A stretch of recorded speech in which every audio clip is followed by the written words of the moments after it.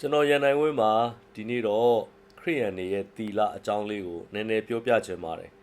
ခရိယန်မှာတီလရှိလားလို့မေးရင်တီလရှိပါတယ်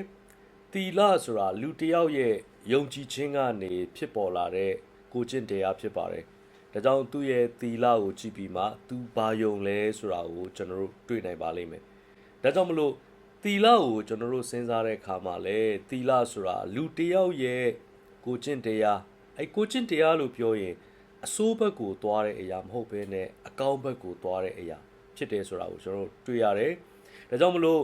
လူတစ်ယောက်ဟာသူယုံတဲ့အတိုင်းသူကျင့်ကြံပြုမှုတယ်။အဲ့ဒီကျင့်ကြံပြုမှုမှုကိုကြည့်ပြီးတော့မှသူ့ရဲ့ယုံကြည်ခြင်းဆိုတာဘာလဲဆိုတာကိုတွေ့ရပါတယ်။ဒါကြောင့်မလို့ယုံကြည်သူခရိယန်တွေက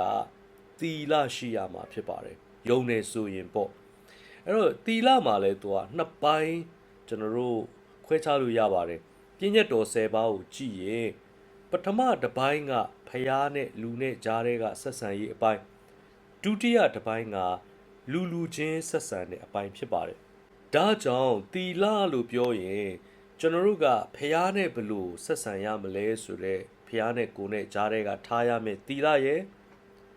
နောက်လူချင်းမှာထားရမယ်သီလရဲ့ဆိုပြီးတော့မှခွဲလို့ရပါတယ်ဒါဆိုရင်ကျွန်တော်တို့ကသီလအကြောင်းကိုပြောတဲ့အခါမှာဖះနဲ့ကိုနဲ့ကြားတဲ့ကဆက်ဆံရေးအဲ့ဒီဆက်ဆံရေးမှာဖះသခင်ကိုဆုတောင်းတာကျမ်းစာဖတ်တာဖះเจ้าတက်တာပြီးကန်းလှူဒန်းတာချီးမွမ်းကိုးကွယ်တာဒါတွေအားလုံးဟာသီလဖြစ်ပါတယ်ဒါဖះနဲ့ကိုနဲ့ကြားတဲ့ကစောင့်တည်ရတဲ့သီလသူကဖះကိုယုံနေဆိုရင်သူကဖះပေါ်မှာထားတဲ့သီလဆိုတာရှိတယ်အဲ့တော့ဘုရားသခင်ကိုနာခံခြင်းကိုပြသတဲ့အနေနဲ့ကျွန်တော်ကလူချင်းမှာလည်းသီလရှိရတယ်လူချင်းသီလကြတော့မိဘကိုယူသေးရမယ်သူများဥစ္စာမခိုးရဘူးသူများအသက်မသက်ရဘူးနောက်ပြီးတော့မှကျွန်တော်တို့မမှန်တဲ့သက်သေမခံရဘူးစသဖြင့်ကျွန်တော်တို့လူချင်းဝတ်တွေနဲ့ဆိုင်တဲ့အရာတွေဖြစ်ပါတယ်ဒါကြောင့်သီလနှစ်မျိုးဘုရားနဲ့ဆိုင်တဲ့သီလလူချင်းနဲ့ဆိုင်တဲ့သီလ